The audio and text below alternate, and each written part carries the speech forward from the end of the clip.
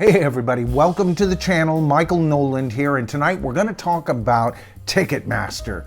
The bastards have finally been sued. That's right, your ears have not deceived you. Ticketmaster is being sued by 26 plaintiffs in a class action lawsuit complaining that Ticketmaster is guilty of fraud, misrepresentation, and antitrust laws. The suit claims that Ticketmaster is not only guilty of having a monopoly on both the primary and secondary markets of the live concert scene, but that they are guilty of both price discrimination and price fixing, people. Now, you've heard me before talk about the good old days when there was those scalpers outside the concert trying to make a quick killing on tickets that they bought in advance, anticipating that people would pay extra high tickets at the last moment. This has always been a problem with rock concerts from the very beginning,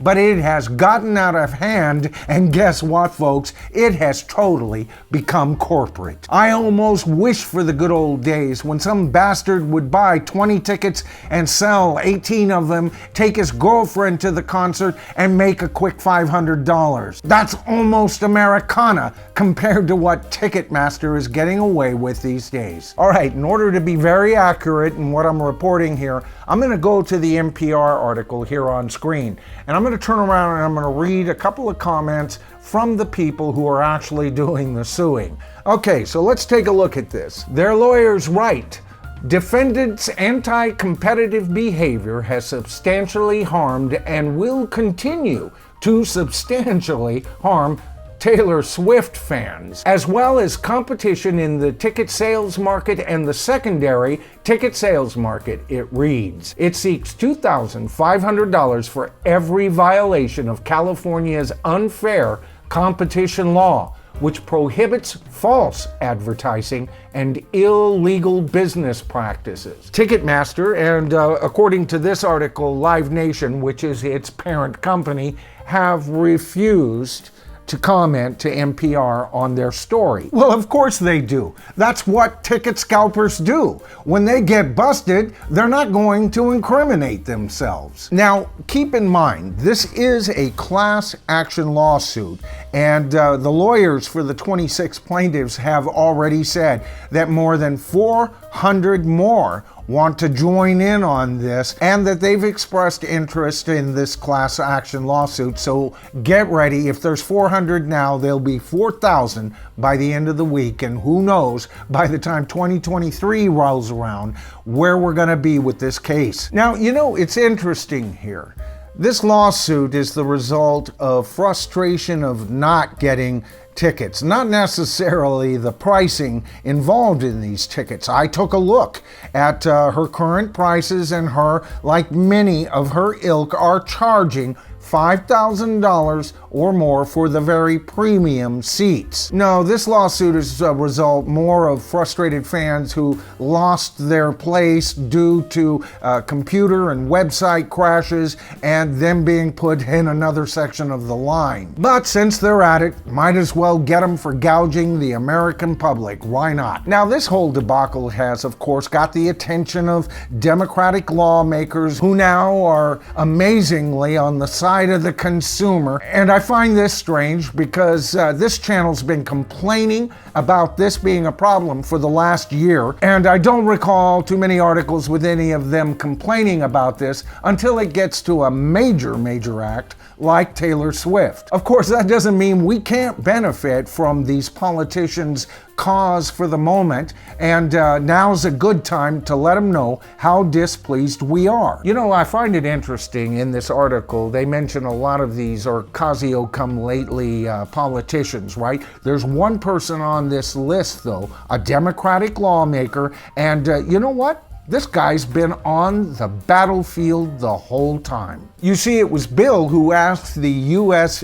Federal Trade Commission and the U.S. Department of Justice to look into Ticketmaster way back then. It was he who introduced into federal legislation the Boss Act, demanding that tickets not be held back and given to ticket brokers and all of that. But as soon as that was introduced in 2012, Bruce Springsteen, again, his Wrecking Ball crew, all of this stuff came to the fore yet once again. Now you know why I'm both a Bruce Springsteen fan and critic at the same time. Because it was during that tour that Ticketmaster figured out how to outdraw these ticket brokers. You see, they found out there was 2.5 times the demand to see the Boss on that tour, and so they wound up selling tickets at those prices, and places like StubHub, ticket broker houses, a part of the problem as well, couldn't get back their money. But that's what happens to ticket scalpers when they lose out in the draw. It's all a betting game to begin with. Now, part of the problem here is also the hidden fees that are within the structure of Ticketmaster's whole pricing scam. But that shouldn't surprise us, should it? I mean, after all, look at the prices for the food you pay for once you're there. T-shirts, coffee mugs, whatever it is that you buy from these bands, increased ticket prices that cover light shows that you're already a part of, and it's your device that you've paid for that supplies them with this amazing light show, and rock stars who pass it on as, well, it's those guys that are doing it. Now, I'm not a Taylor Swift fan. I never have been. To me, she has made an entire career sounding exactly like Enya did, just a bit more updated and extremely more bland. And her response was, well, Ticketmaster said they could handle the amount of tickets that it would take for me to tour. There's no complaints in her statement regarding ticket prices. There's no complaints in her statement regarding hidden prices. And I'm sure if you're at her concerts, you'll pay every bit as much, if not more, for your favorite Taylor Swift t-shirt. But no matter the reasoning for this lawsuit, I think this lawsuit needs to happen. And if it takes grandstanding politicians to get the wheels moving, I'm all for it. Because ticket prices are killing the music industry and interest in the music industry, if you ask me. I've complained about increased ticket prices, especially increased ticket prices from acts who don't even put out brand new material. At least Taylor's putting out new material. But all of these are the tendrils of the giant monster that is destroying my favorite art form, rock and roll. And you know what? I'll bet you 10-1 Ticketmaster isn't even sweating a bit over this. They should, but I'll bet you they're not. They've taken on the biggies in the past, haven't they? Pearl Jam did battle with them, only to be defeated on that battlefield. But kudos to Pearl Jam, and kudos to any artists who stand up to these cretins. It's time,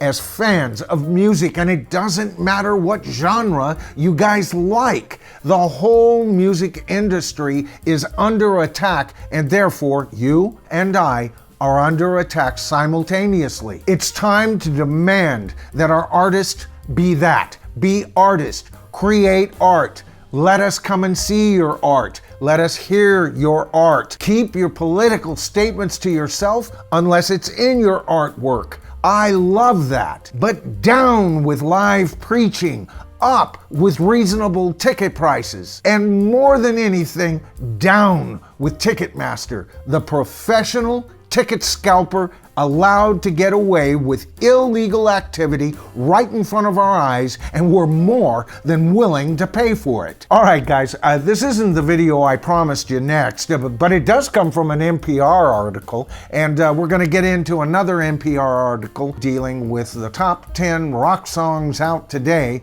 and boy, I can't wait to get into that. I've also got videos coming on the magnificent Moody Blues as well. Finally, Deep Purple. All right, now, if you enjoyed tonight's video, please, guys, consider giving it a thumbs up. That helps the YouTube algonator better do its job. The channel grows, the tribe grows.